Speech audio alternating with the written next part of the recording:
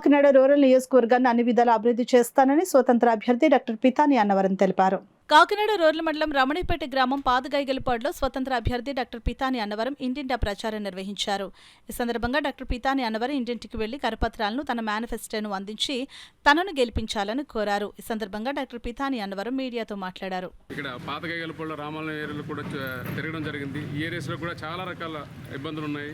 ఈ ఇబ్బందులన్నీ కూడా ఆ దేవుని దయతో నేను ఎమ్మెల్యేగా నెగ్గితే కనుక ఈ సమస్యల పరిష్కారానికి నెగ్గిన 45 రోజుల నుంచి 5 సంవత్సరాల లోపల చిత్తశుద్ధితో పనిచేసి కాకినాడ రూరల్ నియోజకవర్గాన్ని సమస్యారహితంగా తీర్చిదిద్దే ఏర్పాట్లు చేస్తాను. మరి ఇక్కడ నేను ఇంటింటికి తిరుగుతున్న క్రమంలో చాలామంది యువత యువకులు నిరుద్యోగులుగా ఉన్నారు. మరి కాకినాడ రూరల్ నియోజకవర్గంలో చాలా ఫ్యాక్టరీస్ ఉన్నాయి. ఆ ఫ్యాక్టరీస్లో మరి మీకు ఉద్యోగం రాలేదా అంటే వాళ్ళేమో చాలా నిరాశతో రాలేదని చెప్తా ఉన్నారు. నేను ఎమ్మెల్యేనైతే కనుక లోకల్గా ఉన్న యువత యువకులకి ముందర కాకినాడ రూరల్ ఉన్న ఫ్యాక్టరీస్లో ఉద్యోగాలు ఇప్పించి ఏమన్నా మిగిలితేనే ఇతర రాష్ట్రాల నుంచి వచ్చిన యువత యువకులకి ఉద్యోగ కల్పన చేయడం జరుగుతుంది.